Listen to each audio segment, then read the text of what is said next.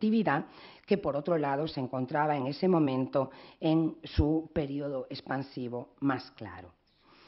Pero otro tipo de iniciativas, y no puedo dejar de aludir a ellas porque para quienes me conocen, forma parte de mis querencias más particulares, fueron, por ejemplo, pues el donar a nuestra universidad, a la Universidad de Santiago, desde Buenos Aires, con una biblioteca americanista posiblemente de las más singulares que existen en Europa. Eso fue precisamente como un homenaje al centenario, para ser inaugurada en 1910 en conmemoración con el centenario de la Argentina.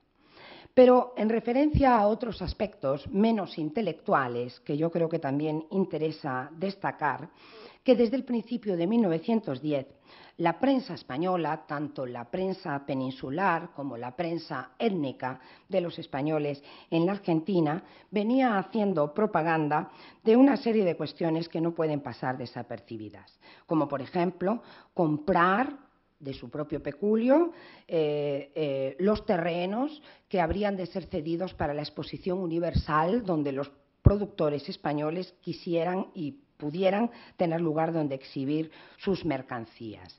Los contactos había que hacerlos con las cámaras de comercio, tanto con la Cámara de Comercio Española en Buenos Aires como con las cámaras de comercio de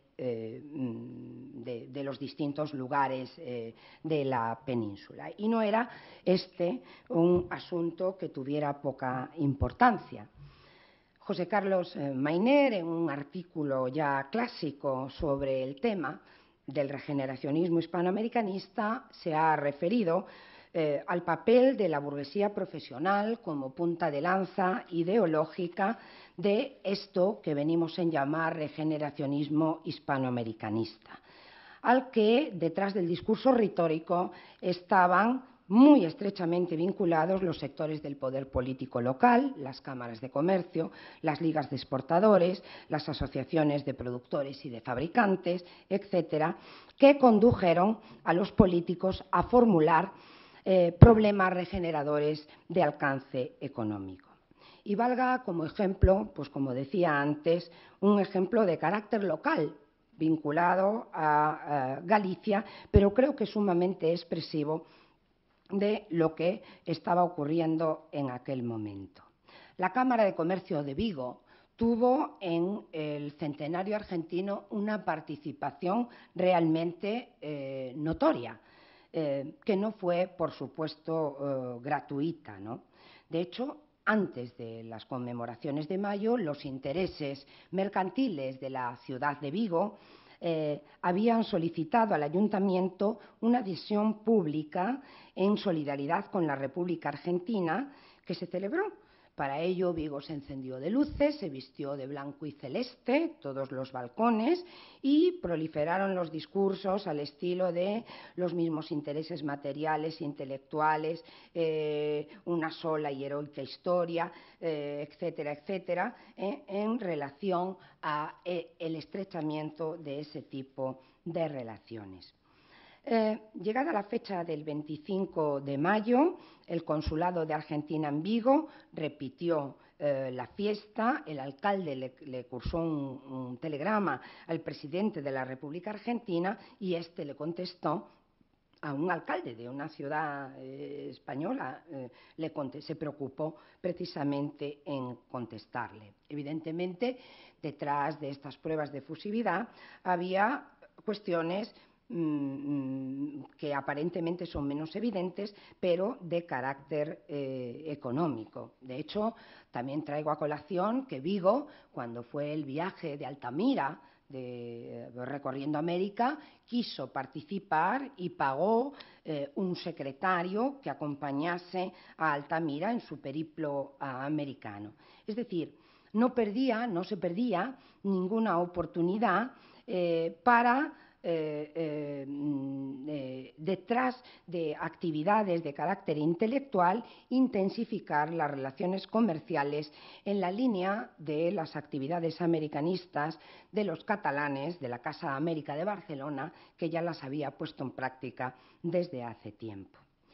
En relación a esta cuestión, el Ayuntamiento de Vigo mandó a los fastos argentinos de 1910 una delegación encabezada por Estanislao Durán, del que he de decirles que era el representante también de la Mala Real Inglesa, una de las compañías que se dedicaba precisamente al transporte de emigrantes desde estos puertos a la Argentina, y que era además, y no por casualidad, yerno del más poderoso industrial de la colectividad española en aquel momento instalado en Buenos Aires, Casimiro Gómez, presidente además del Centro Industrial Argentino y presidente de la Unión Industrial en aquel momento.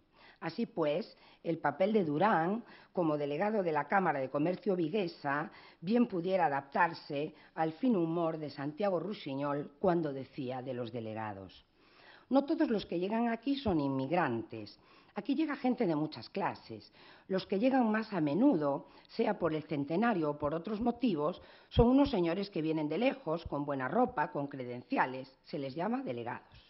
El delegado suele ser un señor al que solo conocen en su casa, con un cargo en su tierra, con buena planta, con insignias. Eso sí, le pagan el viaje. ¿Para qué sirven los delegados? Según los entendidos, para estrechar lazos, para vincular, para que los pueblos se abracen, para que se den una despedida fraternal, para ensanchar fronteras. Pero nosotros, que los hemos visto de cerca, no somos de la misma opinión. Aquí sirven, como todos los demás, para la marcha del comercio, para hacer la plata, porque cuanto más delegados, más pesos.